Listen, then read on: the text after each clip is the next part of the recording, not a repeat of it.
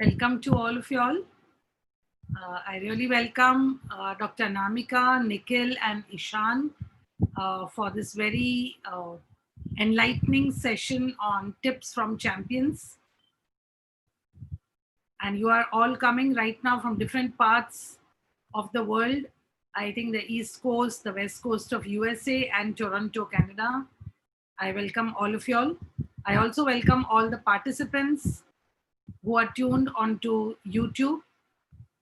To give you a little introduction to this program and to this organization, I welcome all of you all on behalf of Shri KVO Stanakwasi Mahajan Sanchalit Matushri Manibai Shivji Devji KVO Kanya Keroni Fund.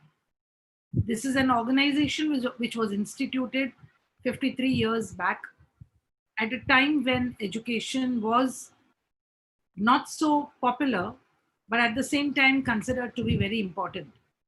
And it was with this vision that this organization was instituted to support girl education into the higher levels of education. So we do support education in every field, whether it's sciences, the different arts, commerce, medicine, engineering, and so on, from all levels, from junior college, senior college, post-graduation to doctorate, at every level. The major support comes through interest-free loans, because we all know that paying back loans itself is very difficult for many families. And to pay an interest on that would have got more difficult. So this is an interest-free loan where the child can study very freely without any more burden and can complete his entire education. So that is one of the major objectives for both domestic and international.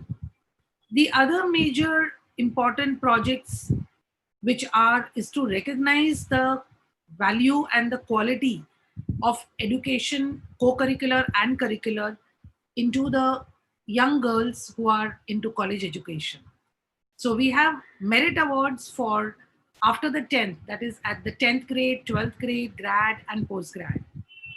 And these merit awards are given to confer to the participant, to the student, based on you can say a series of evaluation techniques.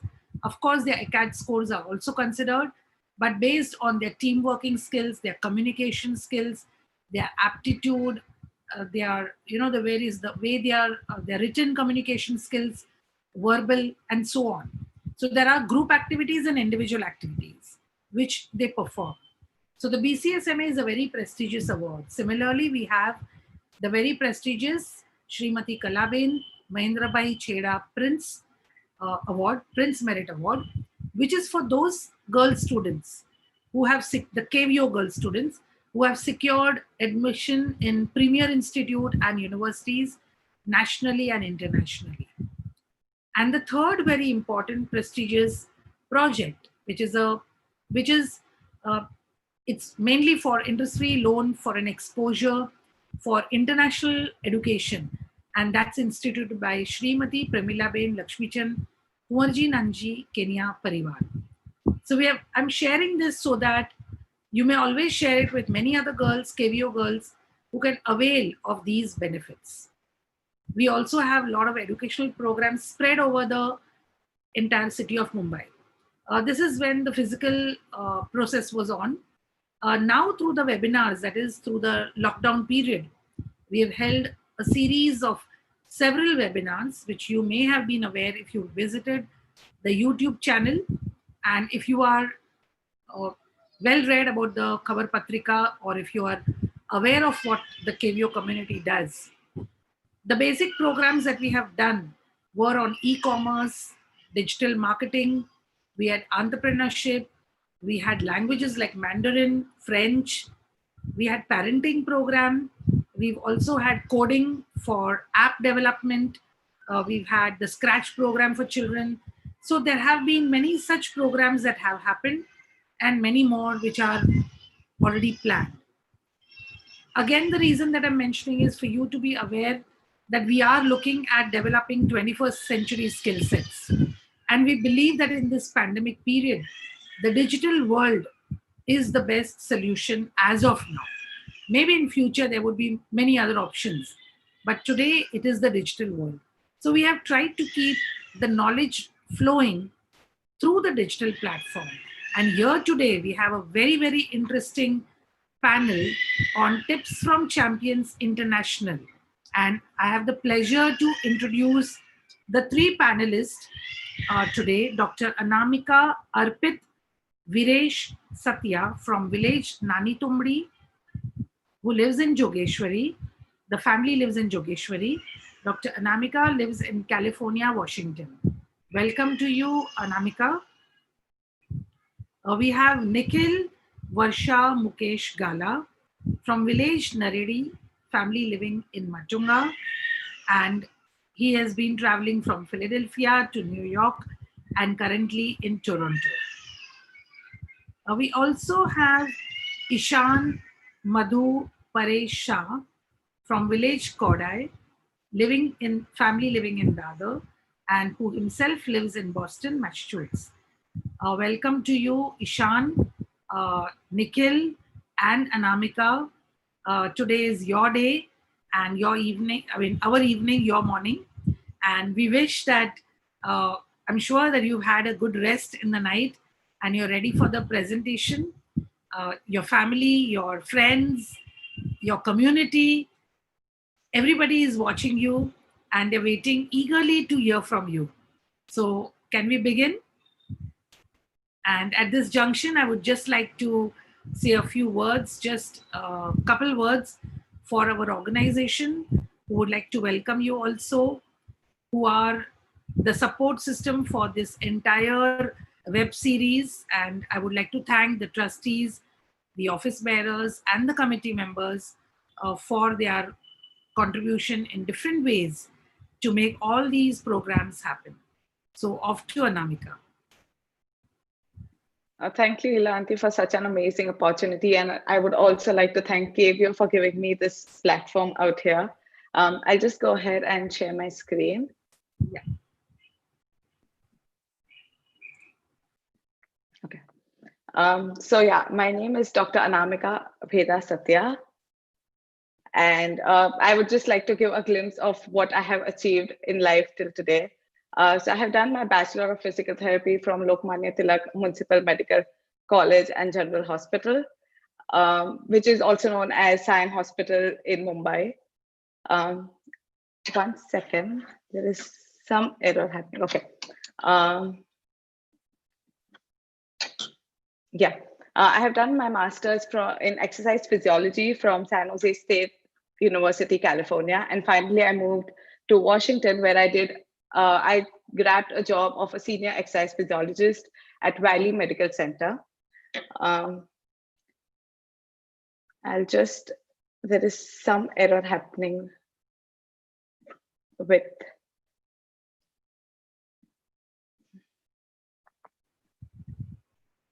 What happened? There's some error happening, and okay, I'll just start. Yeah. Okay. Okay. Yeah. So generally, there is a myth about physical therapy in the US that it is quite tough, and I would just like to share some light that yes, there is a drastic decrease in the number of Indian physical therapy students coming to the US. But there's a fun fact about physical therapy in the US. So physical therapy is considered as a Schedule A occupation in US, which means it comes under specialty occupation, and hence all the physical therapy students have. Ilanti, I'll just pause, and there is some error happening. I'll just rectify that. Okay, all right. Please do it. Yeah.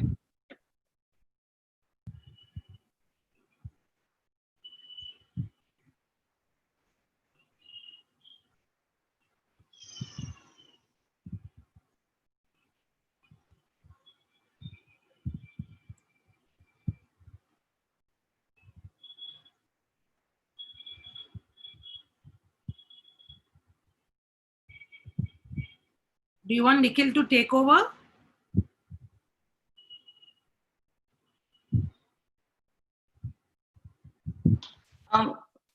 Yes, I guess he could just start and I'll figure out what's happening with even, the laptop. Yeah. Yeah, I think so. You can Yeah. get the time. Sorry, I'm really sorry for this. No problem. Yes, Nikhil, would you like to? Yes, okay, I can do that. Yeah, please. Thank you. All right. So I'm just gonna share my screen. Start presenting.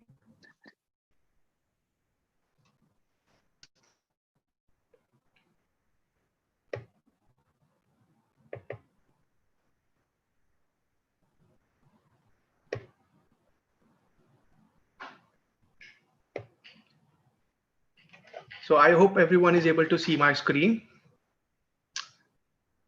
Hello, everyone. My name is Nikhil Gala, and I would like to take this opportunity to firstly thank Ila ma'am and KVO where we can connect with all of you guys. And I realize we are so blessed to be in a community like KVO that we have so many resources available and so many connections available who are just willing to help everyone. With that, I'm going to start with my presentation. This is my family photo over here. Like the reason I shared this photo over here is that this was the photo when I was actually leaving for the United States. And my family has been my backbone for whatever I am today. And I cannot be thankful ever for this, for allowing me to do this. So I'm going to share my formal journey. I went to school at Keshav Shushti's RRVM boarding school, which is Ram Ratna Vidya Mandir in Bhainder. It was a CBSE board school, and I had got 91.2 in school. It was a big deal then, but moving forward, I'm going to share more in my presentation. After that, I completed my bachelor's in computer engineering from Shah Anchor Kachi Engineering College in Mumbai, where I got a placement in L&T Infotech, and where I worked for 2 years as a software engineer. During that time, I realized that software engineering is not what I wanted to further in my life. Although I was doing well as a software engineer, I was like pretty good at technical stuff, programming languages and all of that. But I knew that I don't want to do this for the rest of my life. So I started looking into what I want to do and what my skills are, what my passion is. And while doing my research, I found out about this program or this field, this career field called industrial design and product design. And I decided to do my master's in industrial design and got an admitted into Thomas Jefferson University, which was Philadelphia University back then.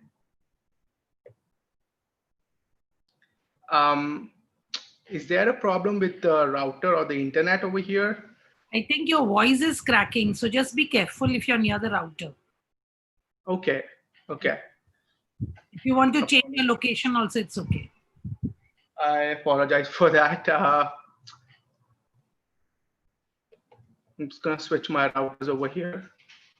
Okay, go ahead. Okay, I hope this should work. So continuing my story, I finished my industrial design degree, master's degree from Thomas Jefferson University in Philadelphia in 2018. And as I'm sure everyone here is aware, like the job search is pretty tough over here in the United States. So after like a couple months of job search, rigorous job search, I got a job in a company in New York. The company was Taylor Create, and I was working there as a furniture designer. I designed furniture for them for 2 years, and due to different reasons, we had to move to Canada. Like I and my wife had to move to Canada, and we together started a product design consulting company called Design Zite over here. And I also write a blog about innovation that is inspired by nature called biomimicry. You can read my blog on my website, nikhil.com. So this is my on paper journey, as we call it, like just the degrees and the work and everything. But I'm sure everyone's journey is much more than what is on paper. So firstly, I would like to share my work over here, what I've done. Like being graduated with from Thomas Jefferson University has been a great journey for me, a great experience altogether. I've worked on various projects, professional projects, working with companies over here, like medical projects where I designed in the recovery. And I worked with Thomas Jefferson Hospital in Philadelphia, designing a personal hand hygiene improvement product for them, which was installed in all of their premises, patient rooms in their premises. While at Thomas Jefferson University, I got all the various opportunities to travel abroad and work with companies overseas. One such opportunity was with a gaming company, the only public sector gaming company in Finland, where I designed a new game along with my team. I designed a new game for mobiles. You can see some photos over here. It was like a mining game. My part was to design the gaming console, which is like one of the photos on the over here on the screen. It's a huge console where it would take about 3 or 4 participants to play.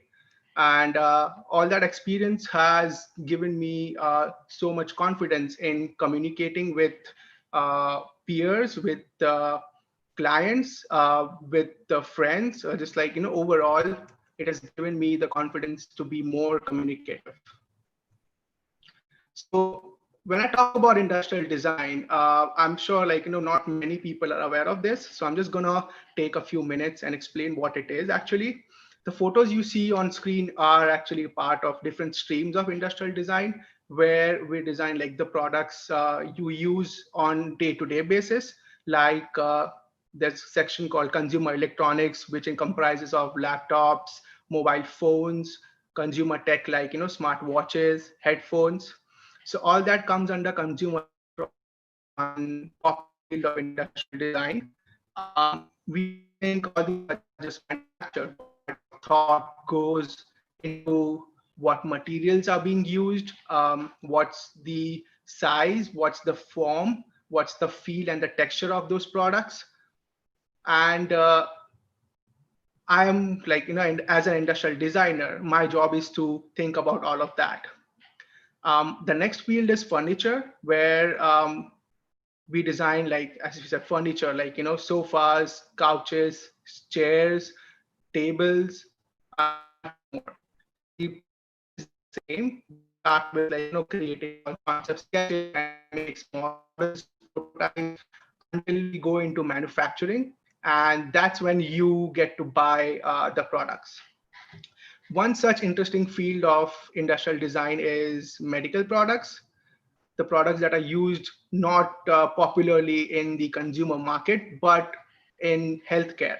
So I just have one photo over here, but you can imagine a lot of the other products, like the precision products that are used in healthcare, like operation theaters or emergency rooms or ICUs or just general care. The other field is kitchen tools. The tools that we use in our kitchen are, we just seldom think about all those tools and we just use them. But there's an industry, there's a lot of people working on designing those tools, making sure that those tools stay the test of time and work well for you so that you can cook your meals. So these are just a few popular areas of industrial design and product design. Um, and it's an interesting career if you have that creative mind or if you love sketching, or you love that you think that you can create new products and solve problems for customers, for people, this is an interesting field. Apart from work, I've also been very active outdoors, I would say. I am really passionate about volleyball, and I've been playing since sixth grade. Um, Coming into KVO, I learned that KVO was a really great tournament every year, and I've been part of it until I came to the United States, and I miss that a lot. I've also taken enough time to have outdoor experiences, um, like trekking or other paragliding. I've done that, river rafting, just traveling to different places when I get the chance. We went to China for industrial visit from my college for learning about manufacturing, and we took a day to enjoy the beautiful city of Shenzhen, Shanghai, Hong Kong, and cities like that.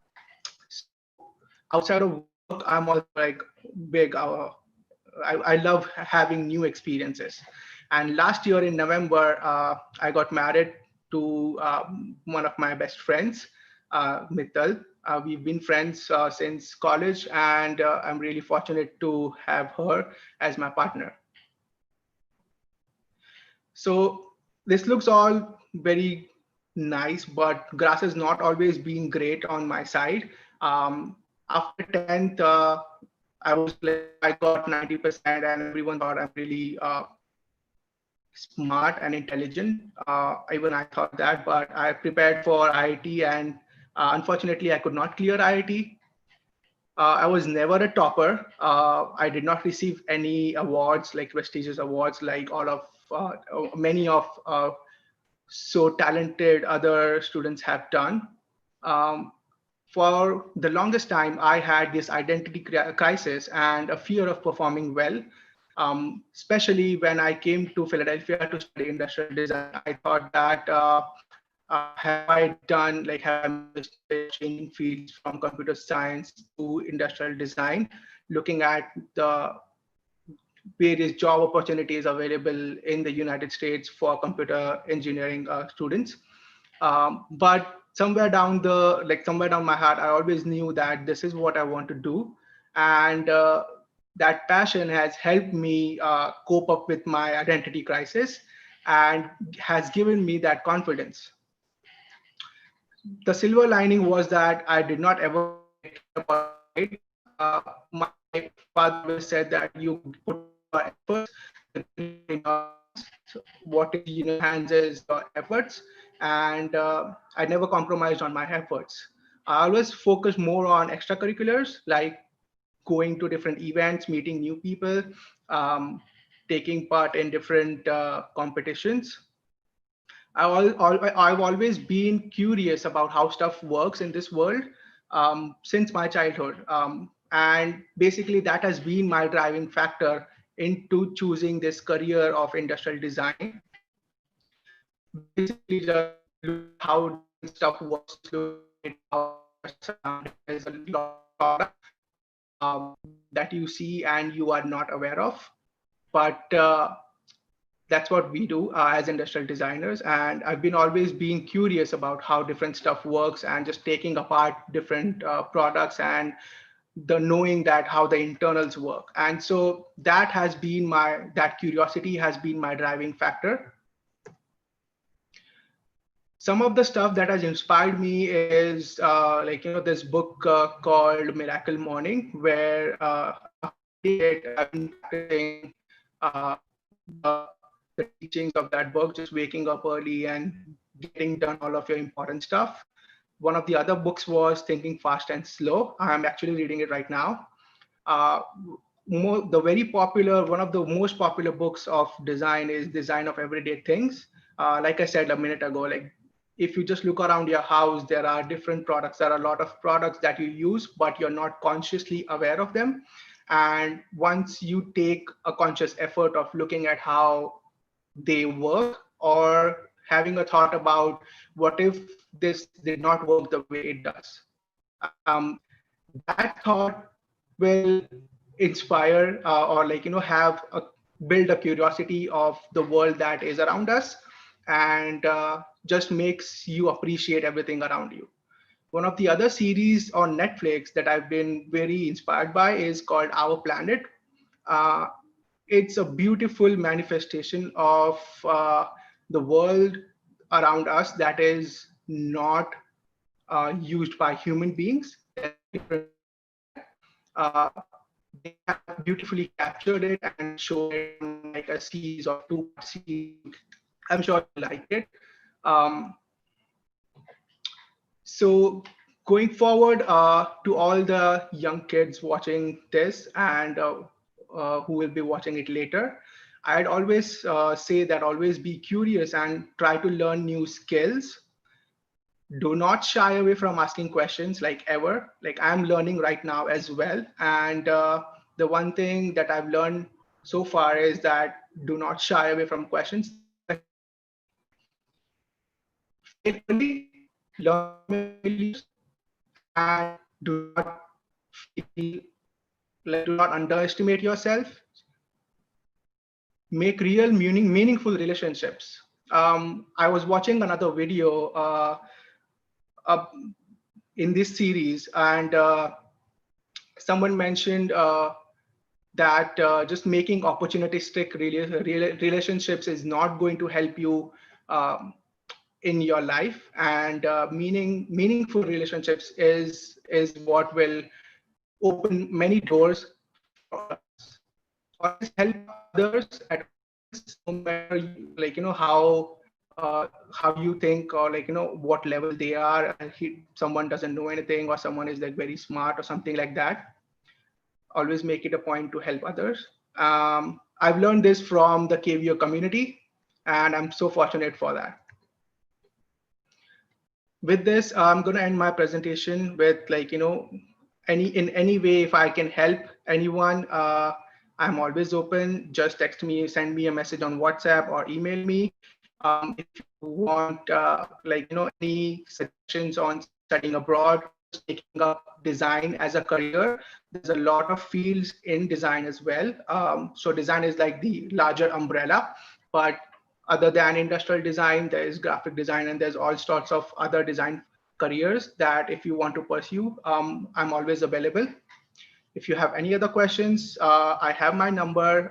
That's my WhatsApp number. You can always send me a WhatsApp or just email me. I'm going to end this by this quote: have the courage to follow your heart and intuition. They somehow know who you are meant to become. And that's what happened to me.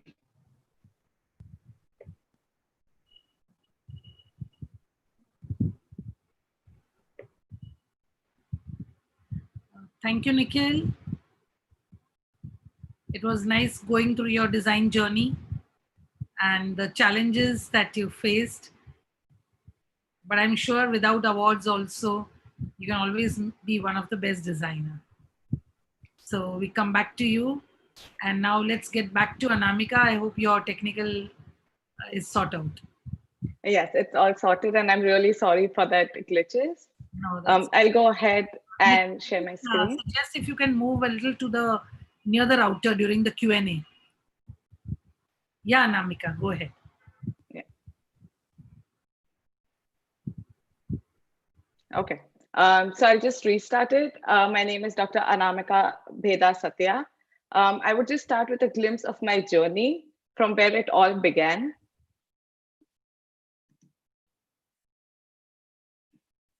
Okay, so I did my bachelor's in physical therapy from Lokmanya Tilak Municipal Medical College and General Hospital, which is very well known as Sion Hospital in Mumbai. After which I did my master's in exercise physiology from San Jose State University, California. And finally, I moved to Washington, where I secured a job as a senior exercise physiologist at Valley Medical Center. I have just noticed, and this has been going on since quite a few years, that the Indian physical therapy students coming to the US has drastically reduced. They prefer going to the other countries. And that's mainly because of the various policies that US has put in for getting a physical therapy license.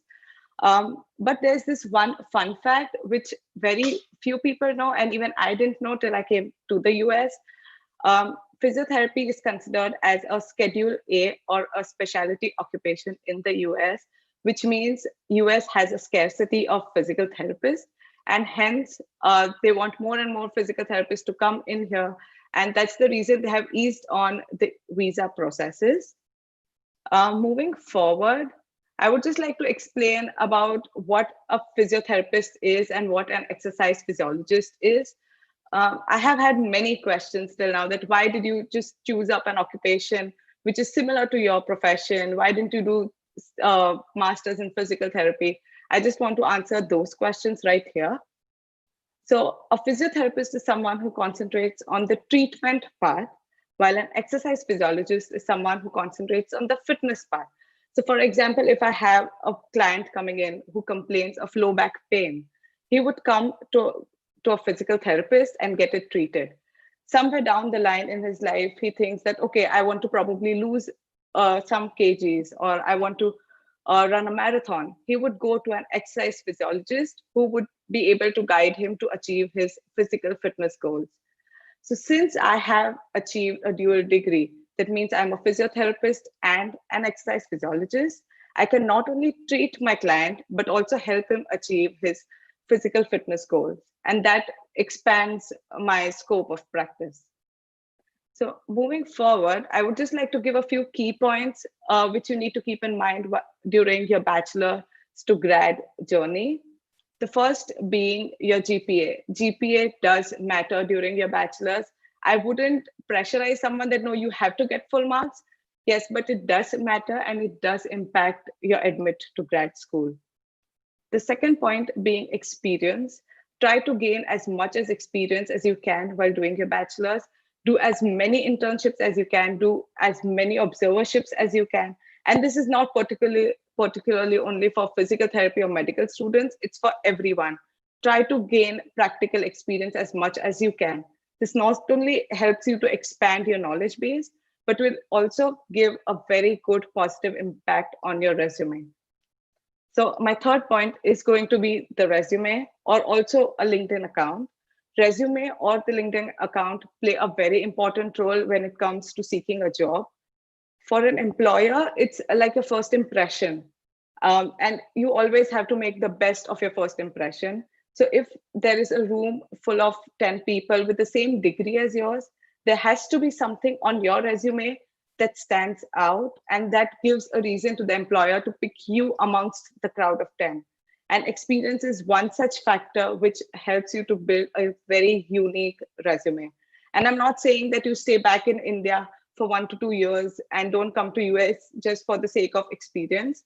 No, do that while you are studying. It will be tedious. You will be frustrated at times. There have been times in my journey when I used to leave home at 8, go to the hospital, go for an internship, go for private visit, and finally come back home at 9 or 9:30 in the night. And this used to be an entire week. It is frustrating at times, but eventually when you reach the place where you want to be or you achieve the goal, it all makes sense. So the last point is course over university. Do not choose a university for the sake of its name. If you have to compromise on the course structure, don't take that university. I'm not saying that don't use the university name, do use it. But if it is with a compromising course, do not choose that.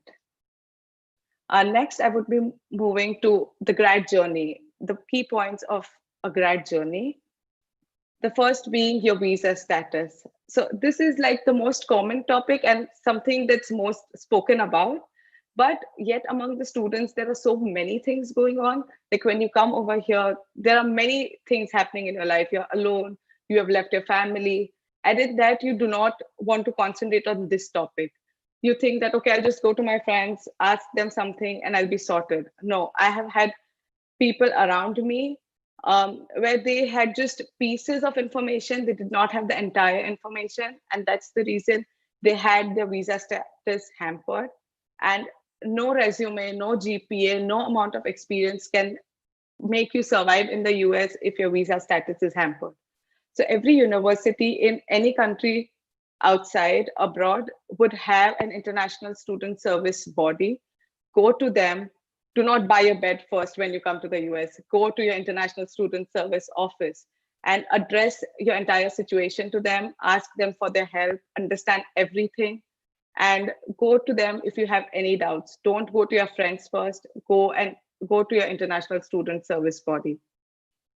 The next point is your course selection. So in India, it's pretty easy. If you think the next day, okay, I want to just do an internship, you'll go out, search for an internship, you'll get one. But in US, you have strict rules you have to follow. And course selection is the only thing which would make your resume stand out. So select a course which will not only impact your GPA, but will also have a positive impact on your skill set.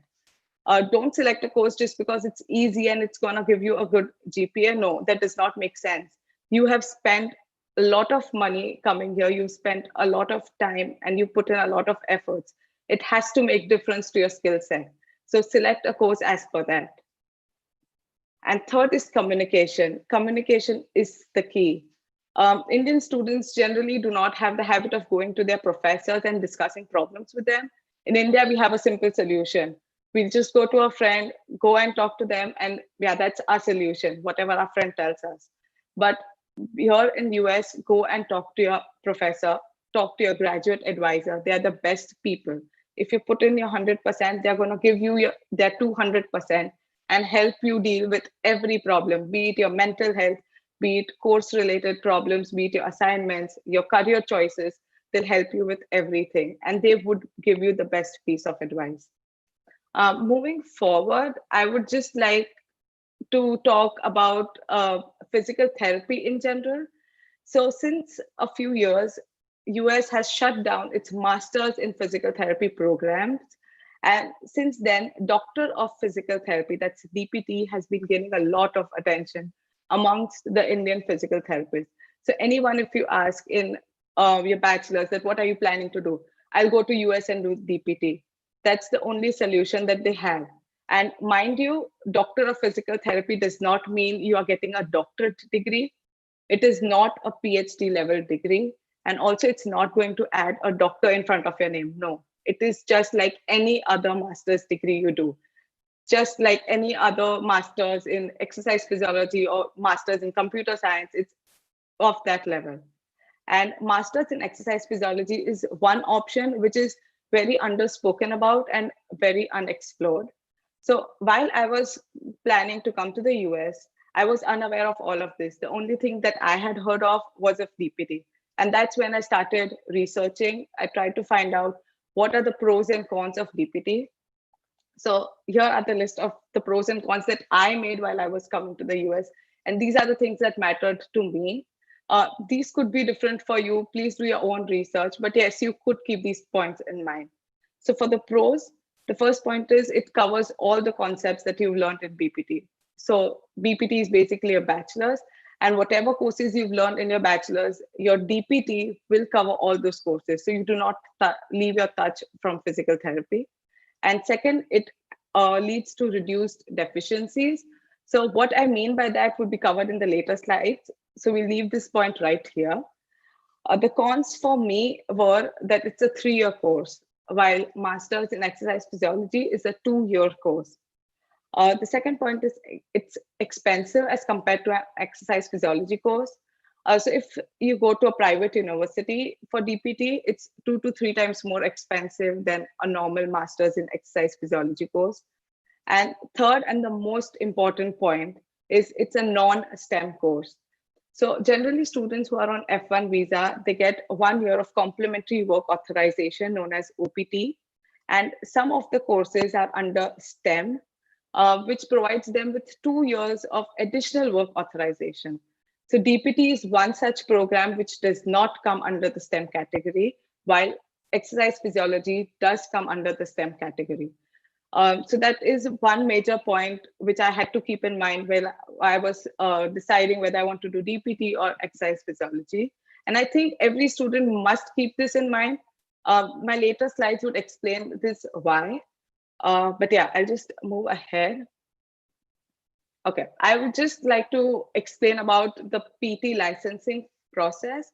So first things first, no matter what degree you have, no matter how much experience you have, no matter how many research articles you've published, nothing matters. If you want to work in the US, you will have to have your physical therapy license of the state in which you are residing. You cannot have of any other state and practice in some other state. No, you have to have a physical therapy license of the state in which you're residing. So the steps that I have mentioned down here, they are quite superficial, and there would be many intricate steps in between depending on your state, but these steps are common for everyone. So first step is your credential evaluation. That's basically that you have to get your bachelor's degree. So basically, if you've got your bachelor's degree or your master's degree or both of them outside of US, you have to get those evaluated, and they have to be marked as equivalent to the US education. Unless and until that is not marked as equivalent, you cannot move further into the process. There will be a break right there. Step two is deficiencies. So the credential evaluation is done by multiple agencies. The most famous among them is FCCPT. And eventually they will send you a report which would say either you are equivalent, or it would give you a set of courses that you are deficient in, and you need to complete those courses through the multiple universities present online. And those can be done online, except a few which you need to go for. Like you'll have to be physically present there and you'll have to do the course. So you have to get those deficiencies done. And this is related to the point of the DPT. So one of the pros of DPT, if you do your DPT in the US, these deficiencies are drastically reduced, or I could say they're completely gone. So it really helps in speeding your PT license process.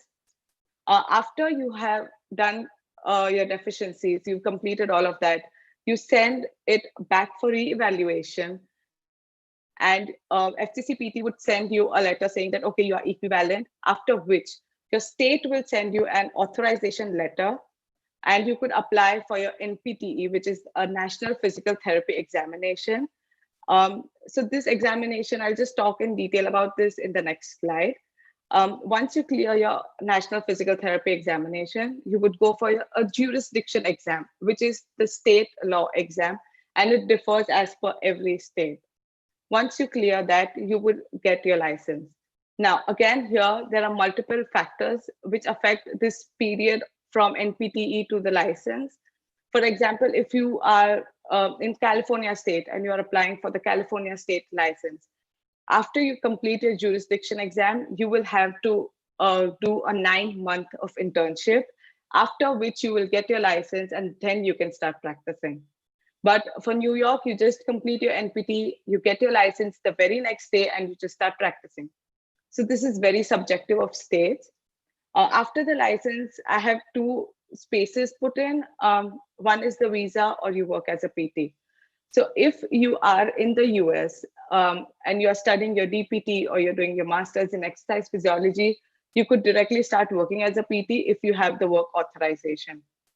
If you are here on a dependent visa, or if you're applying for the license from India, you will have to get your visa. And in order to get your H-1B visa, you will have to get a healthcare screening certificate from USCIS. USCIS portal has all the detailed information about the healthcare screening certificate. So that's one advantage of doing your master's in US rather than doing it in India. Again, if you do your master's in exercise physiology, you have the additional 2 years wherein you can start working as a physical therapist, and side by side, you could also get your healthcare screening certificate. So you do not waste time. Both the process go hand in hand.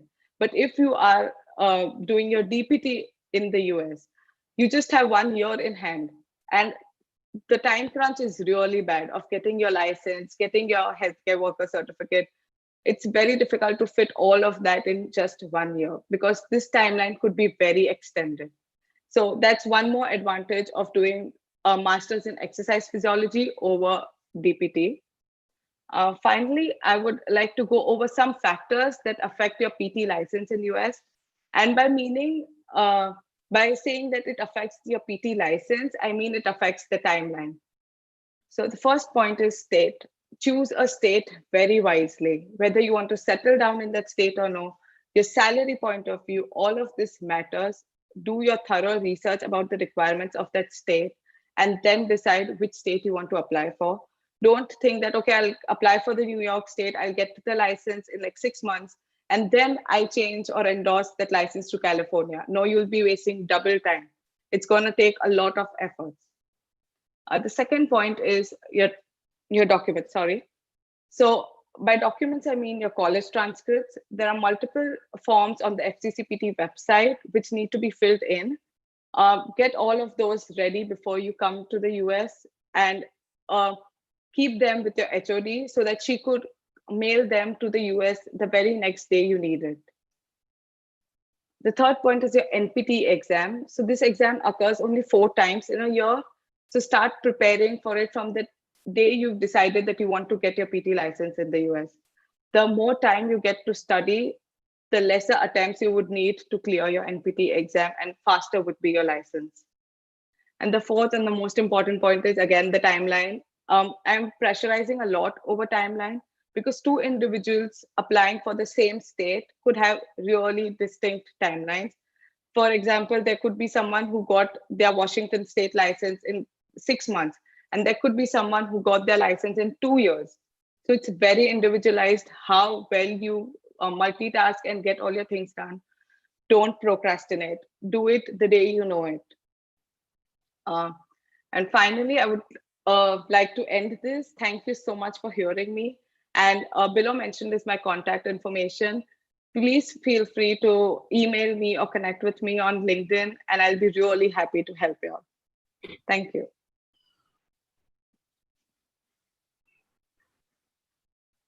Thank you, Anamika. It was really, really nice to hear the views that you have shared. I'm sure will be helpful to many students who will be hoping to further study in physiotherapy.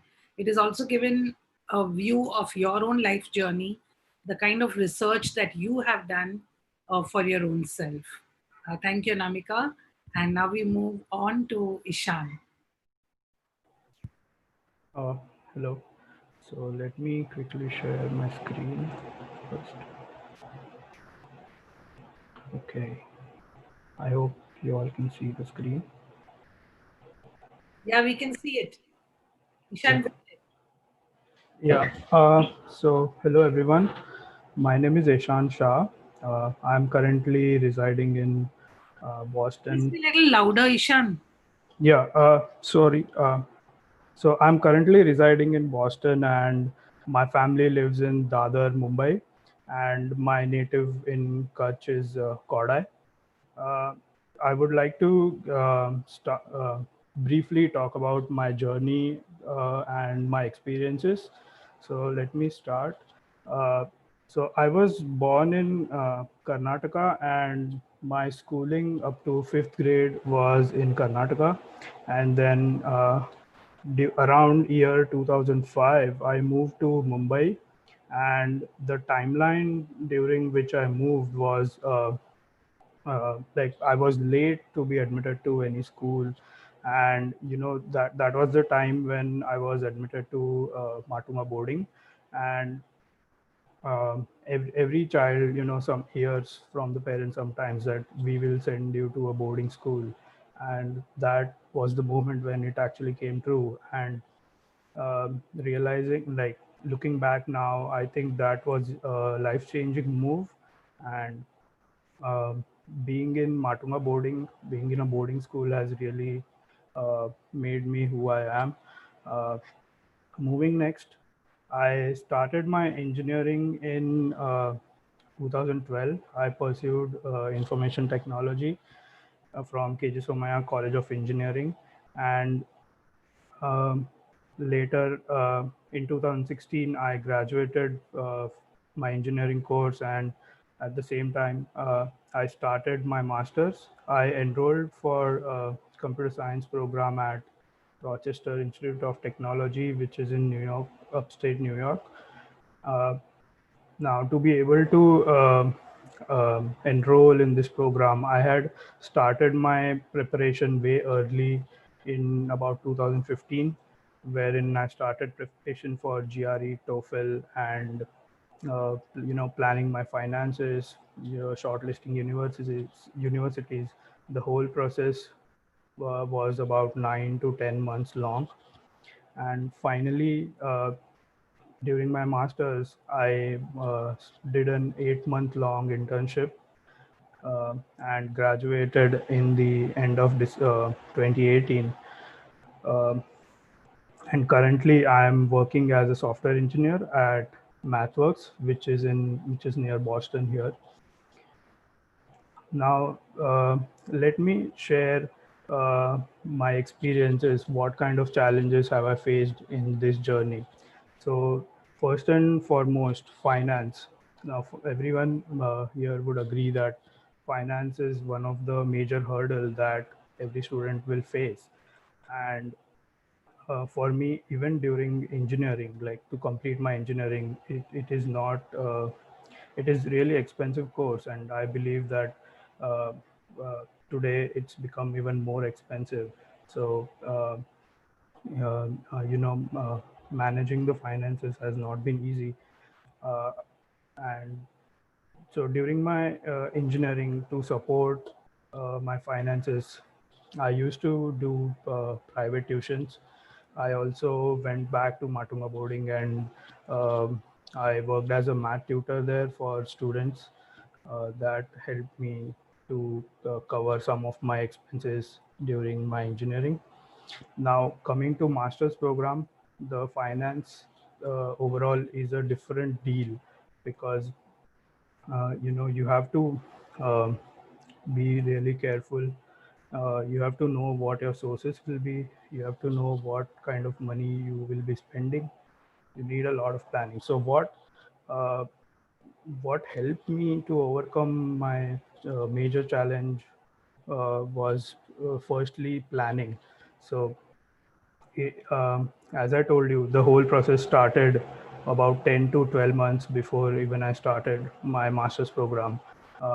I met Ila auntie. She introduced me to something known as a cooperative program, which is a co-op program. So wherein you can uh, do 6 month or 8 month or even a whole year long internships, and your internships are not limited to just the summer semester or 3 months. So that is the reason why I applied to RIT, and I was lucky to get an admit from RIT. Next thing was scholarship. So to begin with, RIT offered me 20% of scholarship for the whole tuition, and later after one semester my scholarship was increased to 30%, and 30% is a lot, and that really helped as well. Moving further, um, I also got the interest free loans from many Kachi institutions or Jain institutions. um, And lastly, as I mentioned, internship. So the 8 month internship was really, really helpful, and I was able to cover all of my remaining tuition fee from what I earned during my internship. So that took a whole lot of burden off of my shoulder. And uh, also, 8 months is a very long period. I gained a lot of experience. It was a really meaningful experience in the field. Uh, So apart from finances, uh, the grad life itself presents with a whole set of challenges. So when a student moves to United States, he's miles away, thousands of miles away from the family. That whole new lifestyle is itself a big challenge. Then you are uh, juggling with your classes, assignments, projects, exams, and then on top of that, you have also the pressure to look for internships. You have to maintain your GPA. You might be doing on-campus jobs. So that whole uh, lifestyle itself is kind of a big challenge. And um, um, yeah, one another important challenge was like the budget. So once you are here, you start converting, rupees to dollars. Like if you want to buy something or spend some number of dollars somewhere, you immediately start converting. What amount of rupees I'm spending there. So such challenges um, you might usually face. And let me talk about one other major challenge that you face when you are towards the end of your graduate program, which is job search.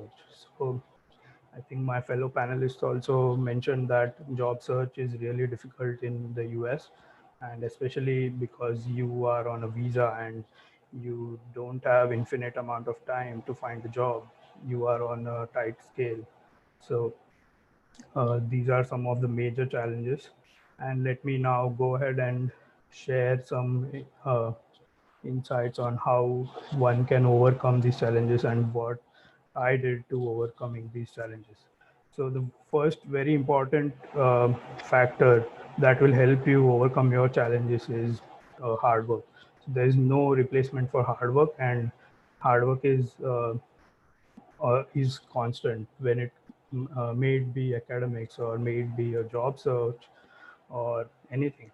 You really have to work hard to may, keep up with your academics. You have to work hard to find jobs. You have to work hard to clear interviews. uh, yeah, as I mentioned, there's no replacement for hard work. The second thing that I found, uh, uh, I can say this from my own experience, is you have to be really patient, because the whole journey, this can be a lot stressful. And if you do not have patience, if you are really stressed about it, there's nothing a lot you can do. uh, I, Let me share a few examples from my own experience. So um, my first attempt at GRE, I was not very satisfied with the score. So um, I took a month more to prepare more, and uh, I gave a second attempt, and that's when I was satisfied. And uh, another example would be in terms of internship. So ideally, any student would want to, get an internship after 2 semesters, uh, once he comes to once they arrive to the United States. But I was not able to get an internship. I did a lot of interviews, but nothing worked out. But ultimately, I managed to get an internship later during my course, and that internship was really like, yeah, I had to be patient, and every unsuccessful interview itself was a learning experience for me, and that I learned something from every interview, and that made me better. Uh, Next thing I would like to mention is managing your time. So as I told in earlier slides, that there are many tasks that you have to manage at one time in your master's program, and you really have to uh, what prioritize your tasks. You have to juggle everything and still make sure that you can do everything and also do it effectively. And the last thing I think is very important is that you have to believe in yourself. So I was almost convinced by some people that I should not pursue masters in the United States because of my financial conditions or something like that. But I really did not lose any hope, and I kept believing that I can do it. And today I'm here.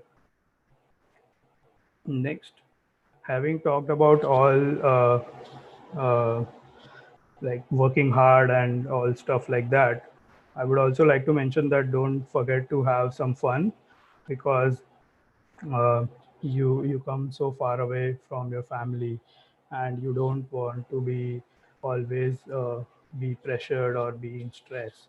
So make some new friends. You meet a lot of people here from who are from many countries. You Uh, Next is you can explore the places around. Uh, you can explore your city or town, go for uh, trips and something like that. And also, I would like to mention something is try something new. So you might find a lot of activities in here in United States. Say you would not have done those uh, in India.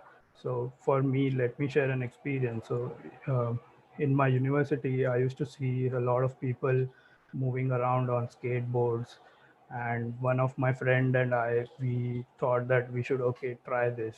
So we just bought skateboards and then did skateboarding for a while. I mean, I could not keep up with it for a long time, but it was really a fun experience for me. You might find something else.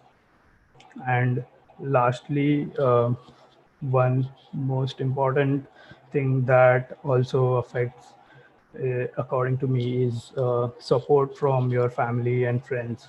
So my family has always been really supportive, and they have always believed in me. And my family also is one of the reasons that I am here today. And without them, I could not have achieved that. So uh,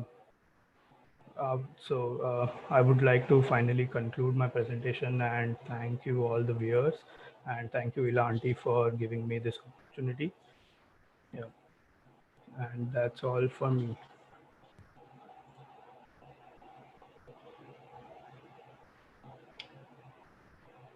Yes, Ishan, it was nice to hear you after a very, very long time. And I can really see you an evolved person. Thank you Yes. so much. I'm sure everyone is very proud of you because your challenges have been different. Although Yes. challenges are there with everyone, they were different. And I think you have crossed those challenges. But it's nice for you to remember all that you've passed through. Yes. There is a question for Nikhil by Preeti Satra. Hi, Nikhil. Very interesting. Uh, can you please explain your shift to Canada, unless it is very personal? For sure. So when I moved to the US to pursue this industrial design course, at that time, this course was not STEM approved. And that being said, after graduating, we only get 1 year of work authorization, as Anamika stated with her course.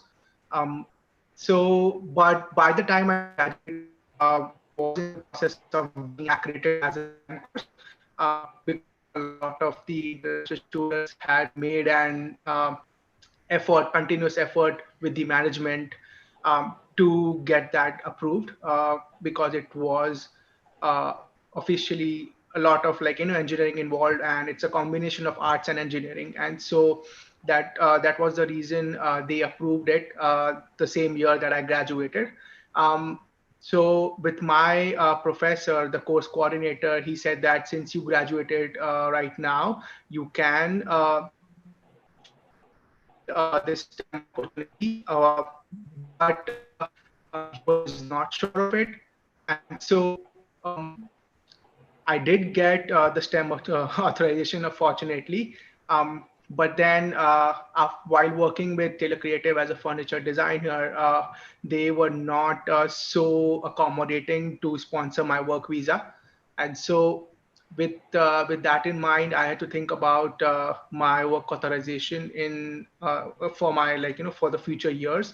And because of that issues and the current issues that I'm sure all of you have been hearing regarding this US visa issues that are happening right now, me and my wife had made the decision that we don't want to just go down this spiral circle in the future.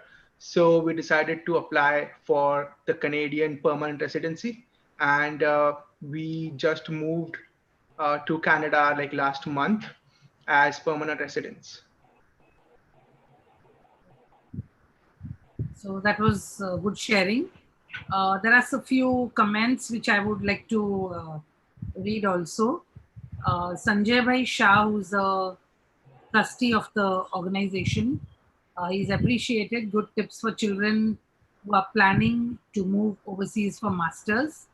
And Mr. Narendra Chande says, maybe he's known to some of y'all. He's my father-in-law. So he says, God bless all, but advice, never forget your time, family and father, mother, and then you given from help or support. I don't know what he means.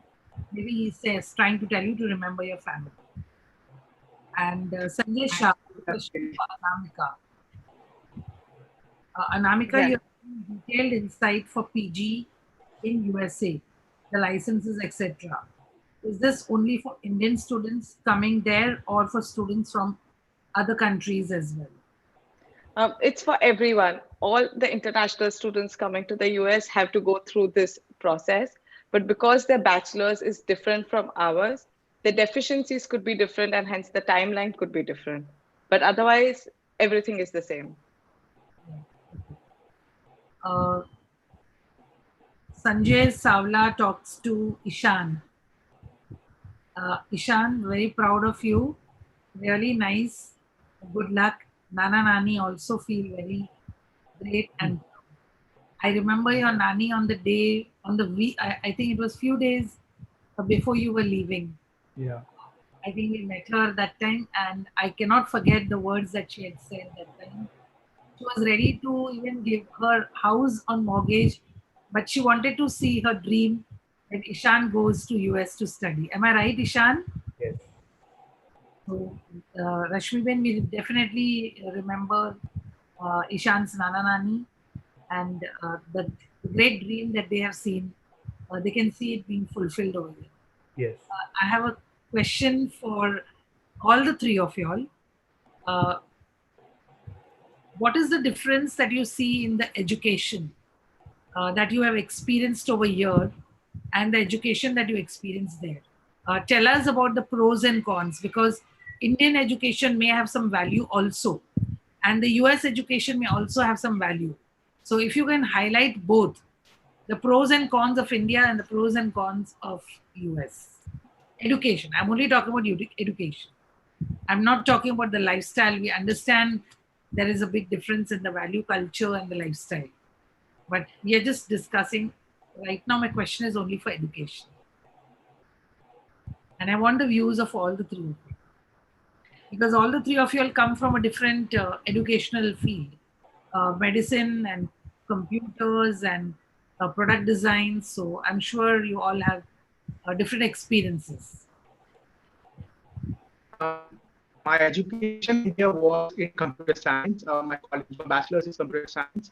But education overall, I think Nikhil, in your voice India, is lacking. Just be careful. Yeah. okay. I think education is India is like more towards the theoretical knowledge, and while that can be a con or disadvantage, but I think that helps a lot in building the foundations for everything else that that career or that field has to offer.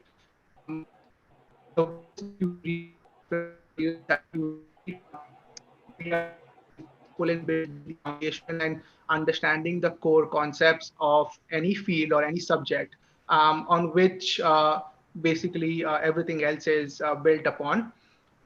The difference in the education here in the US that I had experienced was that education over here is more hands-on. While you do have to study a lot and refer to books and read books, on paper knowledge, but the education more here, over here in the US is more hands-on.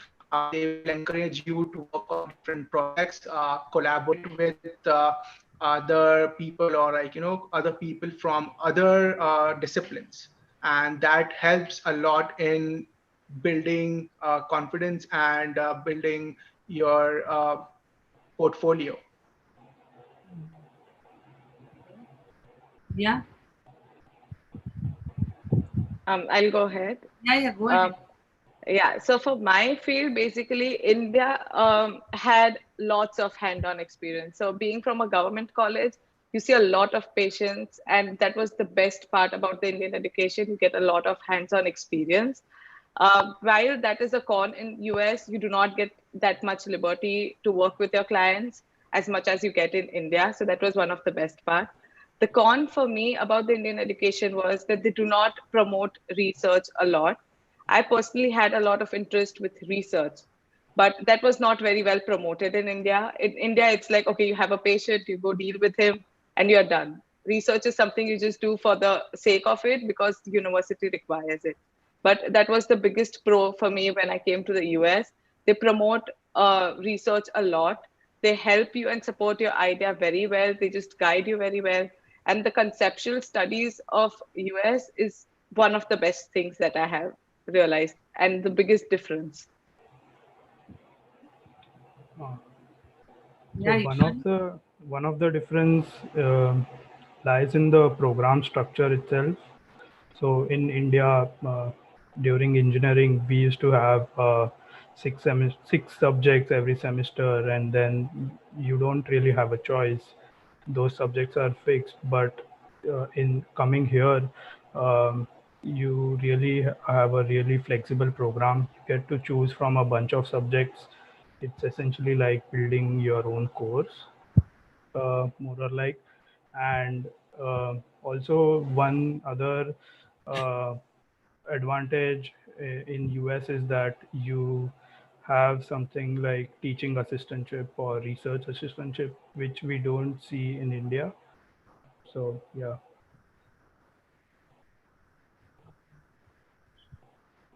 So again, going back to the YouTube questions, Arpit Satya has asked a question to all.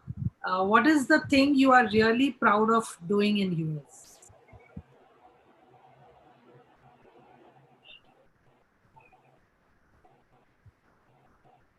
Okay, I'll start. Um, so for me, it has been the project that I developed for San Jose State. So I developed a virtual reality project. We customized virtual reality games for type 2 diabetic population. And that was one of the best part. It was like the biggest achievement. It was very well accepted, very well praised. And it is something that I wanted to work on since the time I was in India, but it was something that was never put forth. So yeah, virtual reality and bringing diabetes together. And diabetes is one of the major problems in India. So that is something I always wanted to work on. So bringing virtual reality with diabetes at the comfort of your home. I could do that in the US, and that was like one of my biggest achievements. So the other two, what are you really feeling proud of? What are you contributing in the US? So I can go first, if that's okay. For me, the one of the proudest moments has been one of the projects that I've worked on. I shared a photo of that. I worked on. I got the opportunity to actually work with Verizon and Comcast, who are one of the biggest internet service providers and also one of the multinational companies over here in the United States. And so we had a collaboration with our university where we got the opportunity to work on different projects. So they gave us the opportunity to go and you can go ahead with that, you can pursue with that. It's going to be totally sponsored. Um, so I had chosen the project of a smart knee brace because it was somewhat personal to me as well. One of my nanny had undergone a knee replacement operation a decade ago, 10 years ago, and I have like other contacts who have had knee injuries and joint injuries in the past.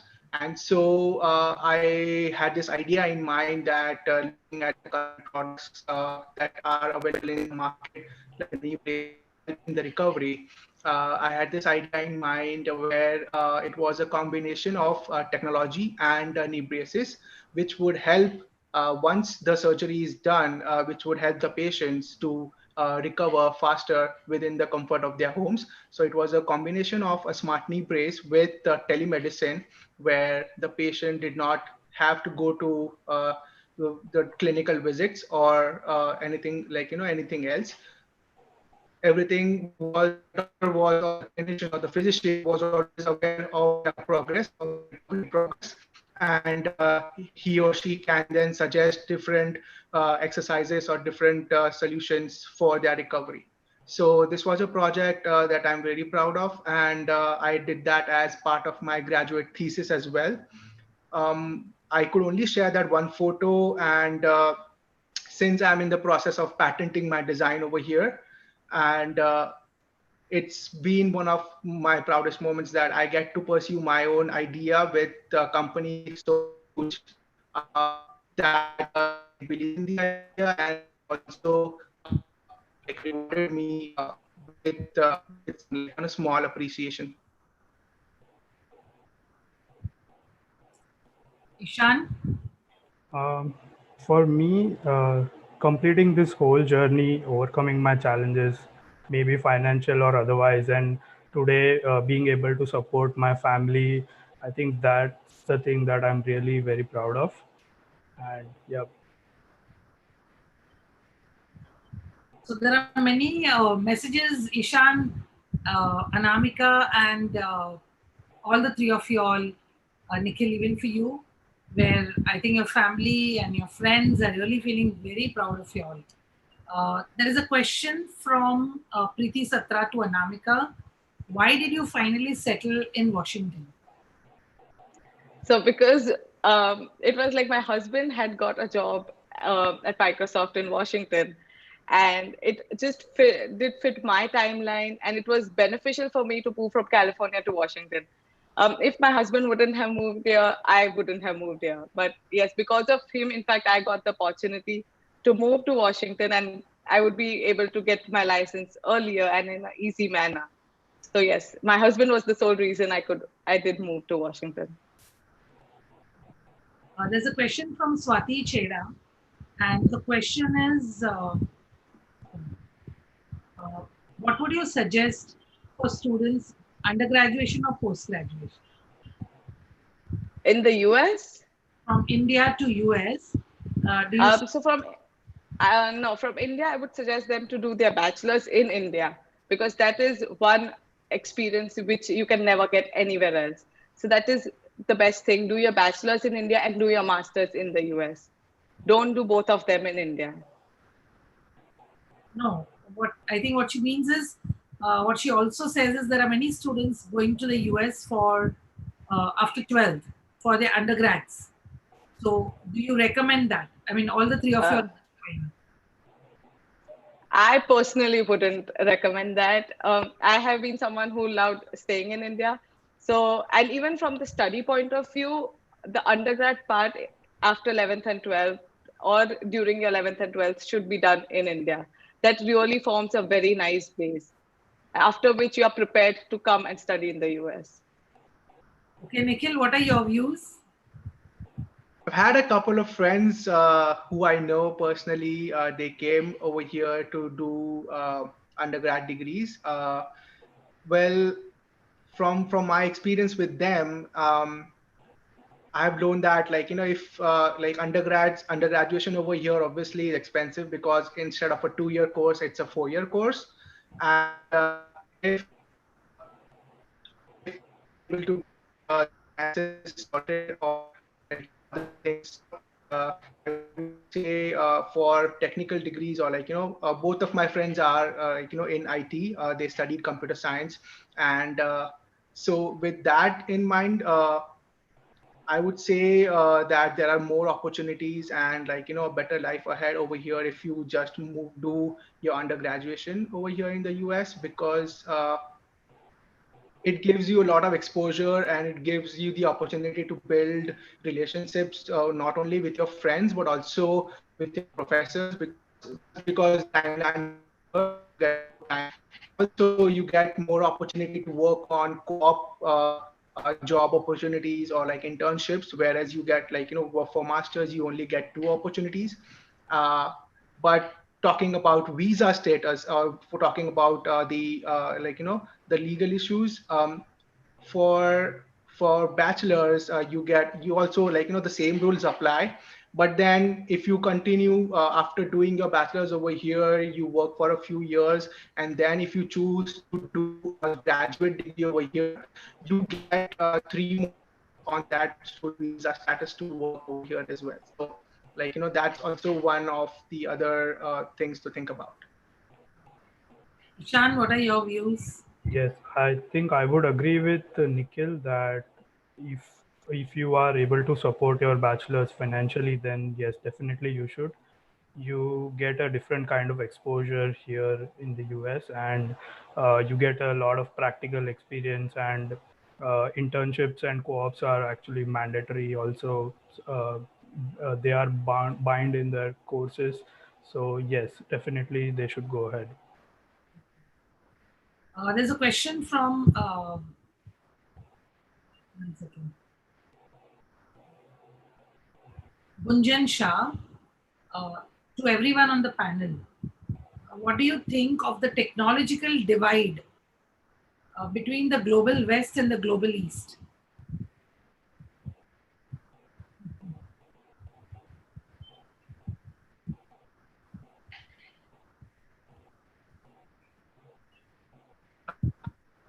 think in terms of the technical resource, obviously we have in IT. So talking about that, India is the hub for IT, and India is more technically adept, and they have a larger resource pool than the US in terms of IT.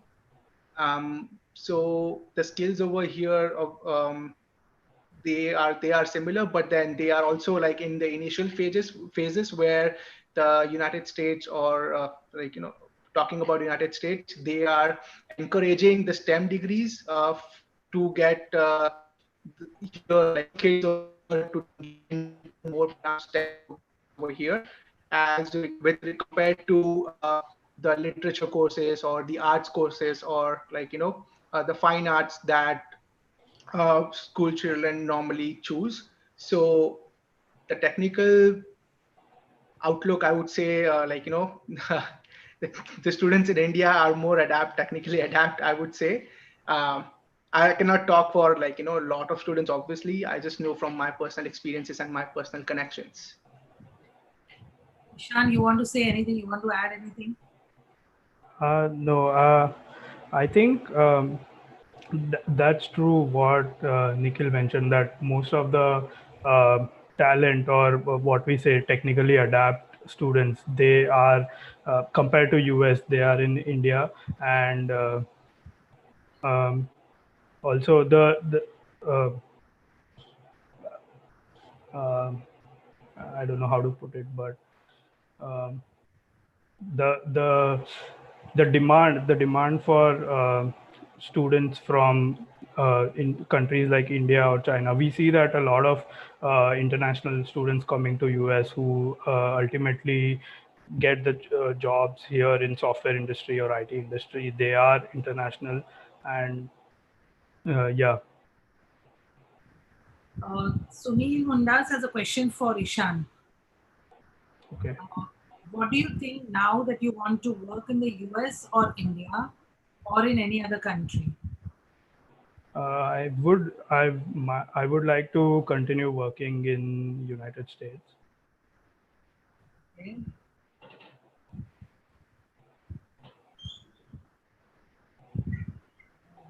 So there are a lot of complimentary messages. So I'm losing out on the questions. There was one question which was,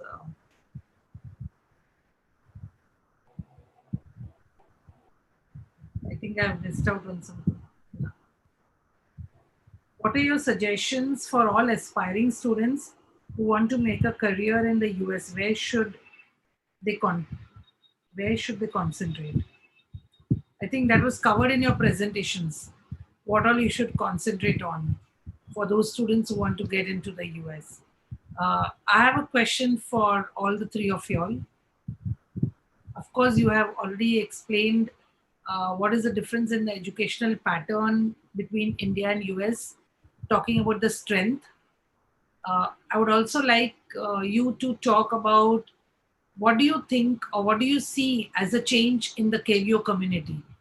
Or, I mean, what is it that you although the community has moved ahead, what is it that you would still like to look forward to? What is it that you think should happen still? Because right now you're interacting with so many people at an international level. At the same time, you're also connected with your roots in India, with your family and society. So when you compare the two, what do you think should be there in the KVO community? Um, so right off the top of my mind, I'm seeing that there are a lot of sessions going on right now because of this pandemic period. So it would be really nice to, have such sessions uh, normally during, like not only during the pandemic period, but more hands-on sessions or some extracurricular sessions uh, in daily usual life when everything is normal as well. Something which can extend throughout. Yes. Good, good suggestion. Yeah. Nikhil, what Uh, about I was living in Mumbai. We live in Matunga, very next to the Matunga boarding, and so I knew that they, since when I was when I was in college, there were many events and activities that were there already, which I just knew because I was living there. They had like a lot of events, in-person events and seminars and web, these sessions, workshops for different kids. And I don't know if I can say if that's what I want, if there is anything I'd like to add, because the community is very tightly, closely knit, obviously. And Ila ma'am and I know Lax Kenya sir, they have been very helpful with all the students who have decided to pursue, decided to study abroad as well. So my experience in the US was like there is also a Cojain community in the US, which is the KVO community, and they have even different events around the year. Moving to Canada, I know I've been part of the Cojain community over here in Toronto as well. They are a really closely knit community, and so I don't know, I just feel very fortunate, that very privileged, that the KVO community has been so actively involved in uplifting the education and learning of the children. And I do not see that in other communities, and that's something that we should be proud about. yeah, Namika, would you like to add some? Yeah, but I would actually totally agree with what Ishan said. These online sessions should be more frequent so that everyone could just take advantage of that. Because when there are only in-person seminars, not everyone can reach there and take the advantage of that. And these sessions are really very informative. And it could help everyone out there who's planning to come to the US or go anywhere abroad. So yeah, these sessions should be going on throughout. Okay, thank you so much. There is just one last, I think there are last one or two questions. Preeti Satra asked a question to Nikhil. Uh, Within how much time did you get your Canadian citizenship? So I got my PR. The entire process was about 1 year. It got delayed due to the lockdown, but I'm open to talk with them on like a personal level as well, and discuss the straightforward process. It's based on education and experience. And I can confirm this on WhatsApp number Your listed voice is on my. breaking actually. I do have a very moderate internet connection over here. I'm sorry. I'm open to talk. I'll connect Preeti to you. Maybe you all can discuss it out. Yeah, definitely. I'd be very happy to help. Yeah, there's a question from Ayush Gala, residing in foreign countries. This is for all the three of you. Residing in, this will be the last question, which was actually my question. Residing in foreign countries, is there any way y'all can contribute to the development of India and help your motherland prosper? And the question is to address all the speakers. Ishan, you have a smile. Now you better begin. I had a smile because this is an interesting question. Ishan, I've hardly seen you smiling. So this was a smile. Yeah, Uh, I'm not sure about the country as a whole, but uh, looking at the community or individual people back home, I mean, I am really looking forward to giving back to the society, giving back to the community, the KBO community, or um, something like that in any way I can. So uh, that would ultimately lead to the growth and development of individuals or the community as a whole. So yeah, I would definitely like to do whatever I can. Thank you. That was really nice. Yes. Yes, Nikhil, would you like to add something? Yes, I talk like I'd like to talk with respect to my industry. I'm a part of the manufacturing industry, and since we design our products to be which are eventually going to be manufactured, I know like one way there is like I've been thinking about it for a long time that there is much more encouragement in India due to the Make in India initiative by the government that many of the manufacturing resources and industries are moving or shifting from other countries and setting up base in India. And so taking advantage of that would be like one way is to giving back to the community and Indian resource pool, uplifting the Indian resource pool. That whereas right now, from majority of my knowledge, most of the manufacturing happens in China, and so that will be like an interesting thing to see that the shift from manufacturing from from China to India, that India can also become a manufacturing hub, and we can all take advantage of that. Yeah. Anamika? Yeah, so as I talked about the project that I worked on in San Jose, while that was something that I had got from India, developing virtual reality games for the diabetic population. I developed it in the US, but I am eager to get that back to India because Indian population does require those virtual reality games where they can just exercise with a prescribed program, just not anything, but they have a prescribed program and they can exercise at home and they'll be monitored throughout. They could use telemedications and everything. They would be connected to the doctor 24/7. And this would help to reduce the rate of diabetes and the amount of deaths happening due to that. So yes, I want to bring that idea back to India. Good. Gunjan Shah has just added to what Ishan said. I would like to add to what Ishan and Anamika have said. The session should also be held for art-based disciplines like journalism and media. So Ishan, the topic bucket is increasing now. Yeah. I hope I have raised all the questions that were to be there. One last question to Ishan. Sure. Ishan, you've already lived an independent life in the hostel. Same Yes. is the case, I think, with Nikhil also. Nikhil? So, Yes. you already lived a independent life in boarding and especially in the school. So, how did you find it different while you were living an independent life in the US for higher education? Um, it's it's very different. When I was in boarding school, I there was this rule that I have to get up at 5:30 a.m.